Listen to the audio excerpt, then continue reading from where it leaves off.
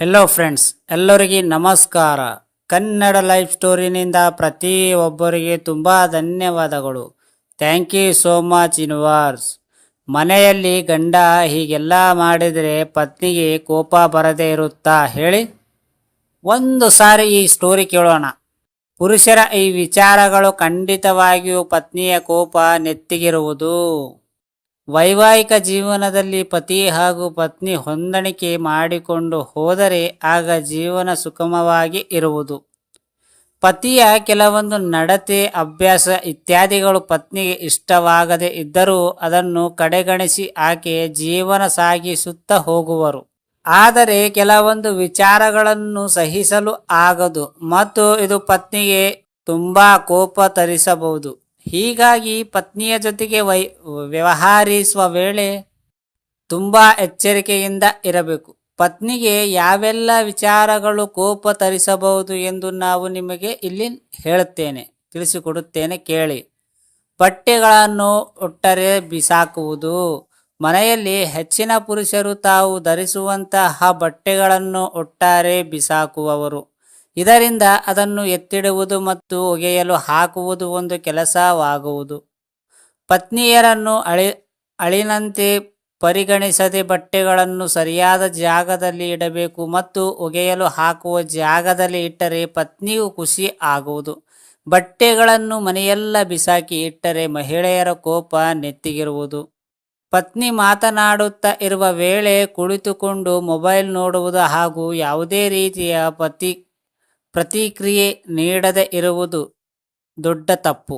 ಇದರಿಂದ ಅವರಿಗೆ ತುಂಬಾ ಕೋಪ ಬರಬಹುದು. ಆಕೆಯನ್ನು ನೀವು ಕಡೆಗಣಿಸುತ್ತಿದ್ದೀರಿ ಎಂದು ಹೇಳಬಹುದು. ಆಕೆ ಮಾತನಾಡುತ್ತಿರುವ ವೇಳೆ ನೀವು ಹೌದು, ಇಲ್ಲ, ಹೇಗೆ ಏನಾದರೂ ಕೇಳುತ್ತೀರಿ. ಇದರಿಂದ ನೀವು ಆಕೆಯ ಮಾತಿಗೆ ಗಮನ ಕೊಡುತ್ತಿದ್ದೀರಿ ಎನ್ನುವ ಖುಷಿ ಆಗುವುದು.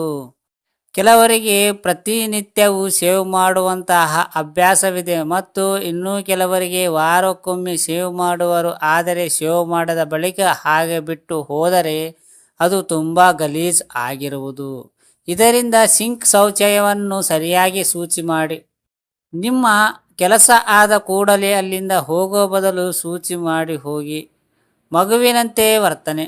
ಕೆಲವೊಂದು ಸಲ ನಮಗೆ ಸ್ವಲ್ಪ ಆರಾಮವೆಂದು ಬೇಕಿರುವುದು. ಆದರೆ ಪ್ರತಿ ಸಲ ನೀವು ಮಗುವಿನಂತೆ ವರ್ತಿಸಿದರೆ ಅದರಿಂದ ಪತ್ನಿಗೆ ಕೋಪ ಬರುವುದು.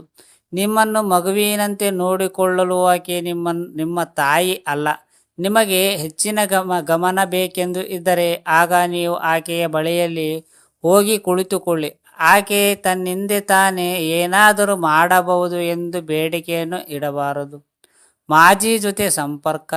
ಮದುವೆಗೆ ಮೊದಲು ಪ್ರೀತಿ ಎನ್ನುವುದು ಸಾಮಾನ್ಯ ವಿಚಾರ. ಆದರೆ ಪ್ರೀತಿಸಿದವರನ್ನೇ ಮದುವೆ ಆಗಲು ಹೆಚ್ಚಿನವರಿಗೆ ಆಗಲ್ಲ.